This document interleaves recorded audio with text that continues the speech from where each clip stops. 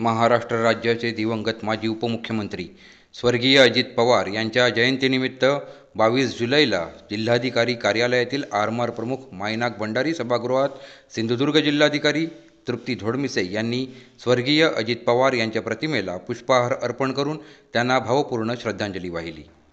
राज्याच्या प्रशासनात अजितदादा पवार यांनी दिलेलं नेतृत्व, विकासाभिमुख दृष्टिकोन, लोकाभिमुख कार्यपद्धती आणि जनसेवेप्रती असलेली त्यांची बांधिलकी यांचं स्मरण यावेळी करण्यात आलं. यावेळी जिल्हाधिकारी तृप्ती धोडमिसे म्हणाल्या की अधिकाऱ्याच्या कामाचं बारकाईनं परीक्षण करताना चांगलं काम करणाऱ्यांचं मनापासून कौतुक करणं ही अजितदादा यांची कार्यपद्धती होती. चांगल्या कामाला प्रोत्साहन देणं आणि गुणवत्तेची दखल घेणं हा त्यांच्या नेतृत्वाचा महत्त्वाचा भाग होता. प्रशासनावर असलेली त्यांची भक्कम पकड, निर्णय क्षमता आणि कामातली स्पष्टता यामुळे विकासकामांना नेहमीच गती मिळत होती. कोणतेही काम नियोजनबद्ध पद्धतीनं वेळेत आणि परिणामकारक रीतीनं पूर्ण व्हावं यासाठी ते सातत्याने आग्रही असत. वक्तशीरपणा हा त्यांच्या व्यक्तिमत्वाचा अविभाज्य भाग होता. एखादं काम यशस्वीपणे पूर्ण करण्यासाठी नियोजन, सातत्य, शिस्त आणि लोकांप्रती असलेली सामाजिक बांधिलकी किती महत्त्वाची असते हे अजितदादांकडनं शिकण्यासारखं.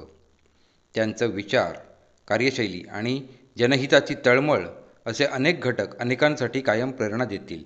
अशा अभ्यासू, दूरदृष्टी असलेल्या आणि कर्तव्यनिष्ठ नेतृत्वाला भावपूर्ण श्रद्धांजली. त्यांच्या आठवणी आणि कार्याचा आदर्श पुढील अनेक पिढ्यांना प्रेरणा देत राहील, असंही जिल्हाधिकाऱ्यांनी सांगितलं. यावेळी निवासी उपजिल्हाधिकारी मच्छिंद्र सुकटे, उपजिल्हाधिकारी प्रतिभा वराळे, आरती देसाई, शारदा पवार, बालाजी शेवाळे, जिल्हा पुरवठा अधिकारी विजय सहारे, जिल्हा माहिती अधिकारी मुकुंद चिलवंत, तहसीलदार चैताली सावंत तसंच विविध विभागांचे विभाग प्रमुख उपस्थित होते.